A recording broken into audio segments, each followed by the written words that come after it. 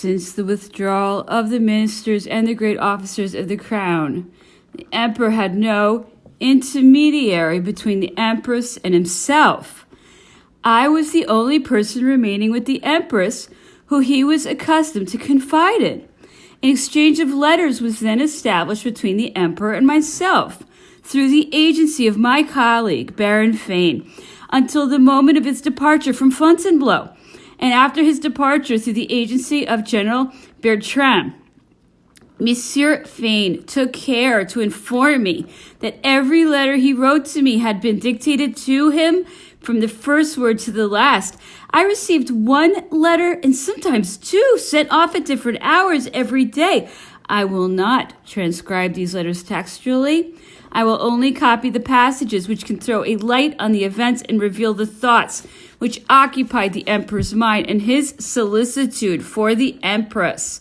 To the letter of April the 9th was annexed the armistice concluded with Prince Schwarzenberg by the commissioners invested with full powers by the emperor, the marshals, Prince de la Moscova, the Duc de Tarente, and the Duc de Vicence, Caulaincourt. In virtue of this armistice of 48 hours preliminary of the negotiations, a line of demarcation was drawn, starting from the sea and following the limits which separated the departments of the Somme, the Oise, Seine-et-Oise, Seine-et-Marne, and Yonne, and Côte d'Or, Saône et Loire, Rhône, Seine-Inférieure, Eure-et-Loire, Loire, Nièvre, Allier, and Loire.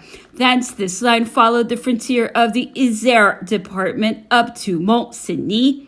In the department of Seine-et-Marne, the line of demarcation followed the bed of the Seine, the right banks of which were occupied by the Allied troops and the left banks by the French. Since the opening of the negotiations which had been entered upon by Napoleon's three plenipotentiaries with the Allies, Prince Schwarzenberg, in spite of the friendly disposition which the Emperor of Austria had manifested towards his daughter, opposed that Tuscany, which had been asked for Marie-Louise by Napoleon, should be granted to her. A certain latitude was left to the Emperor to select his personal residence, but he preferred the island of Elba to any other arrangement. Another letter of the 9th addressed to me informed me that Napoleon was expecting news from Paris before deciding about his journey, that he wished to join the Empress near Gien, that he supposed that Madame, his mother, and his brothers were already on their way to Provence. He wished to know whether the Empress was traveling by stagecoach or with her own horses.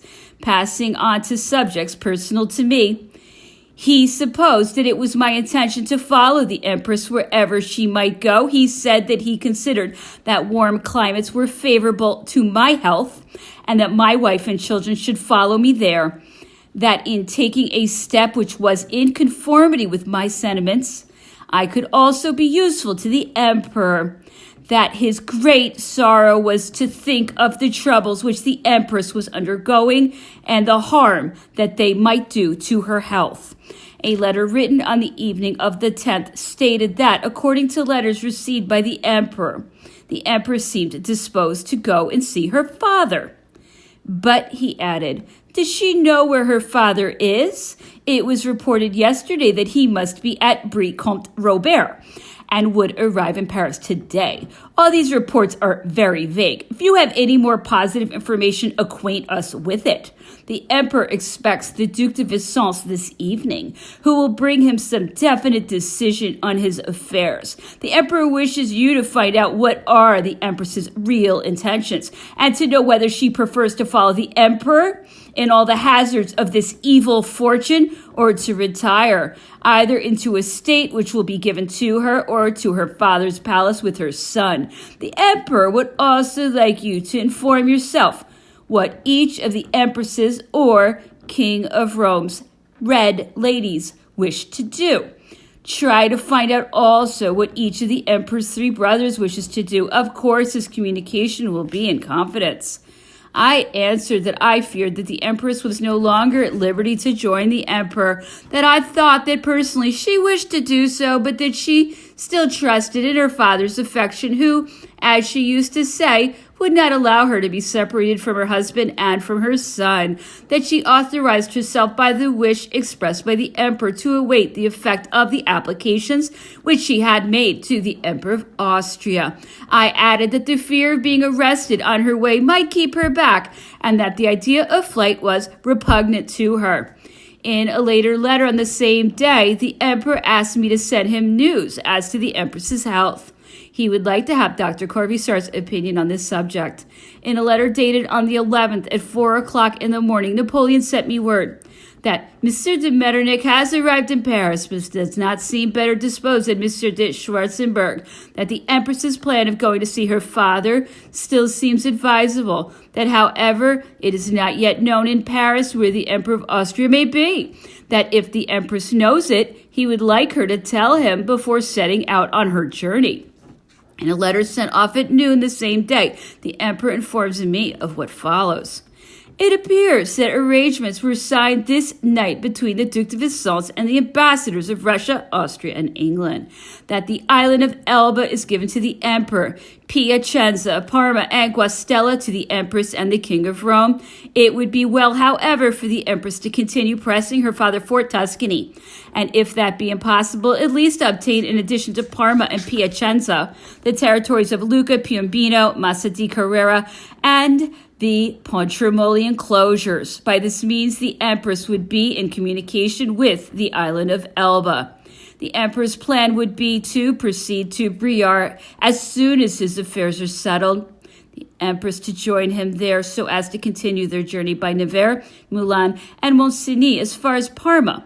The empress and the king of Rome might rest at Parma, whilst the emperor would go on to the island of Elba to prepare everything necessary for the empress's arrival. It is stipulated in the treaty that every Frenchman who shall follow him shall preserve his rights as a Frenchman and his estates, and will be at liberty to return to France. He also spoke in this letter of replacing Madame de Montesquieu as governess to his son, for he had heard that the countess did not wish to leave Paris, though I do not know who told him so. The emperor also strongly insisted in the same letter on the indispensable restitution of the crown jewels. I communicated the substance of this letter to the empress. She said she would acquaint her father of the arrangements which were proposed in it. I sent word to the emperor that the sword in the hilt of which the regent diamond had been set and all the diamonds of the crown had been handed over to Monsieur de Bouillerie in conformity with his orders. As regards Madame de Montesquieu and her alleged intention, I informed Napoleon that his son's governess had never expressed any intention of returning to Paris, and that on the contrary, she charged me to inform him that whatever might happen, she was decided not to separate herself from her royal pupil, unless he was torn from her arms by force. The emperor had expressed the desire of seeing the Queen of Westphalia, born Princess of Württemberg, remain in Paris in spite of what happened, but nothing could determine this very model of conjugal devotion to live away from her husband. Napoleon had hopes in King Jerome, and it was just at the time when the maturity of his judgment was developing his natural qualities that fortune came to overthrow the edifice of which he was called to be one of the strong supports. Jerome seconded the emperor with the ardor of absolute devotion in his days of adversity. He gave him the last proofs of his devotion during the short campaign of Waterloo, where he was the last to leave the field of battle after having accomplished prodigies of valor. On the day of her arrival at Orleans, it was Easter Day, the empress received the Duc de Cador after Mass on his return from his mission to the Emperor of Austria, whom he had only been able to join at Chanceau near Dijon.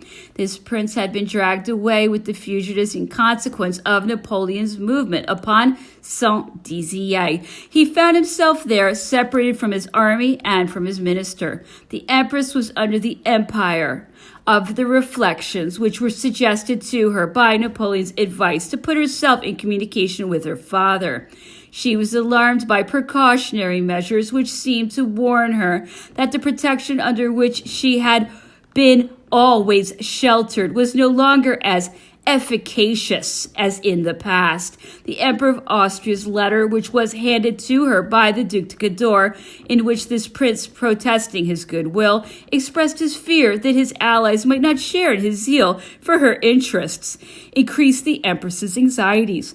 She had received so many sterile protestations that she had ceased to place any reliance upon them. Her reunion with the Emperor Napoleon depicted itself in her mind, troubled by so many emotions, as an imperative duty, and she reproached herself for having so long delayed in carrying it out. Fleeing from counsels which were not in harmony with the thought which preoccupied her mind, she rushed one day out of her dressing room and, half-dressed, crossed the terrace which separated her apartment from that of her son, and threw herself into the arms of Madame de Montesquieu, whom she held in great esteem. Intrigues had always been busy at work to separate the Empress from this lady, whose rigid character and well-known inflexibility in the accomplishment of every virtue prompted her to remind Marie-Louise of the duties which some people had at times endeavored to induce her to forget. The recollection of good advice given under important circumstances and an absolute confidence in her wisdom and the purity of her principles attracted her irresistibly towards Madame de Montesquieu. This lady had never any other thought than to remain faithful in adversity. The Empress strengthened herself under her influence in her resolution to go and join the Emperor at Fontainebleau. She then made serious preparations for her departure, which was to take place as soon as she had received an answer to her letters to the Emperor of Austria, which had been carried by Messieurs de Bassett and Saint-Hilaire. She awaited the return of these gentlemen with great anxiety. They had been obliged to go as far as Paris, where they hoped the Emperor of Austria might at last have arrived. During the day of April 11th, a great part of the Empress's household, chamberlains, ladies-in-waiting, and equerries, came to take leave of the dethroned sovereign. This leave-taking could not but be very painful to her. Monsieur de Metternich, who had left the Emperor of Austria at Troyes, only arrived in Paris on the morning of April 11th. Lord Castlereagh had gone to meet him, and entering his stagecoach, had informed the Emperor Francis's minister of what had been done during his absence and pressed him to agree to these things in the name of his master. Metternich's arrival was awaited by high persons and by all who were compromised in any degree in having contributed to the overthrow of the imperial government. Monsieur de Nesselrode, who happened to be at Monsieur de Talleyrand's drawing room, which was the meeting place of the deserters from the vanquished party and the admirers of the rising sun, left precipitously on hearing of the arrival of the Austrian minister and returned 2 hours afterwards to Talleyrand's mansion.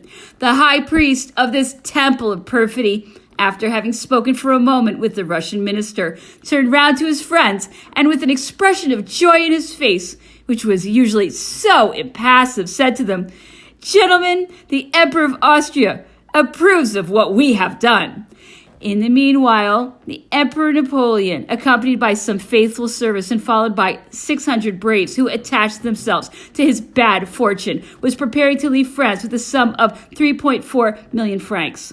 It is with these feeble resources that the man who had been master of Europe, who had disposed of the finances of the empire and of the treasures which victory had poured into his hands, was about to gain the humble retreat which his enemies had not dared to refuse to the mighty vanquished. No idea of preparing a comfortable position for himself in case of adversity had ever entered into Napoleon's mind. He had so completely identified himself with his country that on the day when he separated from France, he deemed that he no longer had need of anything. Whilst Marie-Louise was still in Orleans, Monsieur Dudon, formerly Maitre de Requete, to the Council of State, who, thanks to the protection of the Arch-Chancellor, had been rapidly promoted, arrived there charged with a special mission. He had incurred Napoleon's disfavor for having abandoned his post in Spain. The provisional government, who considered the malcontents of the imperial regime as excellent agents, commissioned Monsieur Dudon to go and lay hands on the emperor's treasure. At the same time, in order to justify this iniquitous robbery of the provisional government, pretended to have been informed that considerable sums of money had been removed from Paris before the occupation of the city by the Allies, sums of money augmented by the pillage of the public municipal treasuries, the funds of the pawnbroking establishments, and even the hospitals.